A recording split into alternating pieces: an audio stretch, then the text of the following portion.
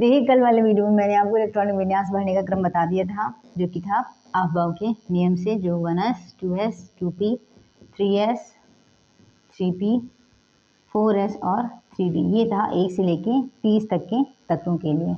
अभी इन्हीं से जुड़े कुछ इंपॉर्टेंट आपको पॉइंट बता देती हूँ, जो कि बहुत ही इंपॉर्टेंट है इसी इलेक्ट्रॉनिक विन्यास के क्रम से जुड़े। सबसे पहले देखिए, सबसे पहले ये जान लेते हैं अनुचुंबकीय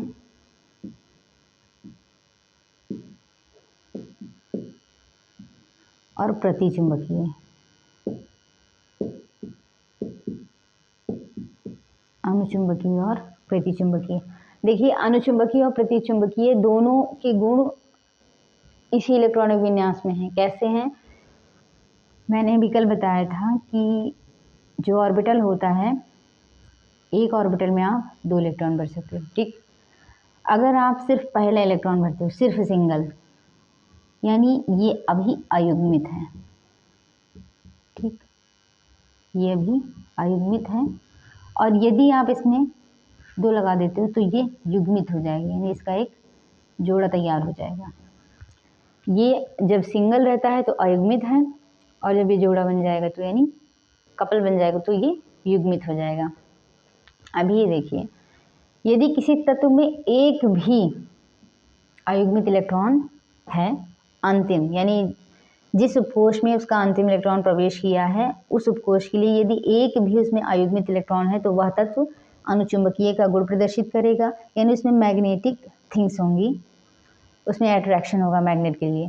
और यदि सभी युग्मित हैं, यानी जिस उपकोष में अंतिम इलेक्ट्रॉन प्रवेश किया है, यदि उस उपकोष के सभी ऑर्बिटल में युग्मित इलेक्ट्रॉन यानी सभी का जोड़ा बन रखा है, तो फिर वह कैसा हो जाएगा?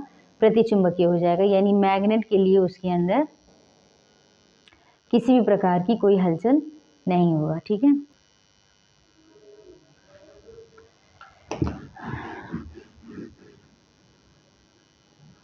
अभी उदाहरण के लिए देख लेते हैं। जैसे देखिए सोडियम के लिए 1s2 2s2 2p 6 3s1, ये इसका इलेक्ट्रॉनिक विन्यास होता है।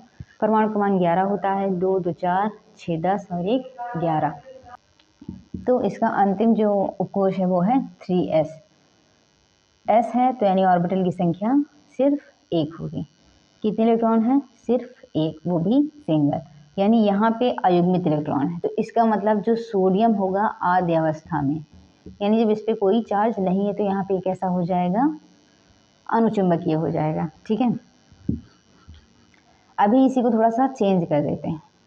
जैसे मान लीजिए सोडियम ने अपना 1 इलेक्ट्रॉन त्याग दिया, क्योंकि सोडियम हमेशा इलेक्ट्रॉन त्यागता है। ये कैसे होता है, ये अगर आपको नहीं पता है तो आगे बताऊंगी, ठीक है। तो ये मान लीजिए Na+ बना लेता है, 1 इलेक्ट्रॉन त्याग कर देता है, और सबसे पहले इलेक्ट्रॉन हमारा कौन सा निकलेगा? वही जो आखिरी वाला आया है।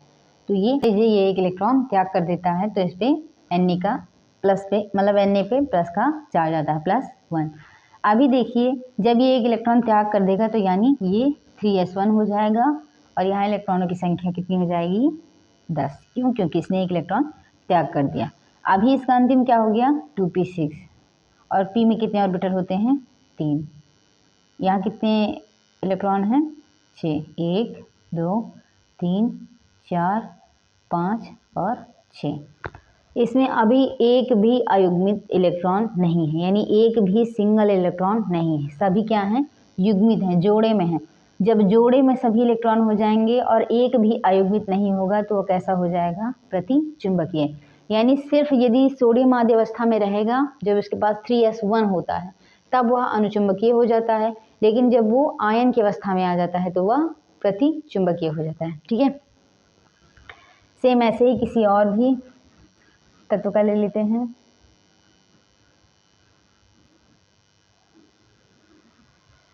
जैसे मान लीजिए मैग्नीज का 25 होता है, 25 1s2 2s2। यदि आपसे पूछा जाए कि मैग्नीज अनुचुंबकीय है या प्रतिचुंबकीय है, तो 1s2 2s2 सबसे पहले आप इलेक्ट्रॉनिक विन्यास करोगे, 1s2 2s2 2p 6 3s2 3p 6 4s2 और 3d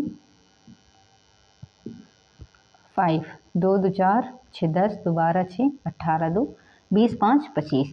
अंतिम इलेक्ट्रॉन डी में आया है तो डी वाला ही ऑर्बिटल लिया जाएगा। कितने इलेक्ट्रॉन ऑर्बिटल होते हैं? 5। और इलेक्ट्रॉन कितने भरने हैं आपको? 5। तो एक पहले मैंने बताया था, सबसे पहले सिंगल इलेक्ट्रॉन भरे जाते हैं तब तक जब तक कि पूरा ऑर्बिटल भर ना जाए। 2 3 4 और 5, बस यहीं पे संख्या इसकी खत्म हो जाती है। अभी यहाँ देखिए, इसमें सभी क्या हैं? सिंगल हैं, सभी सिंगल हैं। जब सभी सिंगल हैं तो ये क्या हो जाएगा? अनुचुंबकीय हो जाएगा। ठीक है, यदि एक भी सिंगल रहता है तो भी अनुचुंबकीय होगा।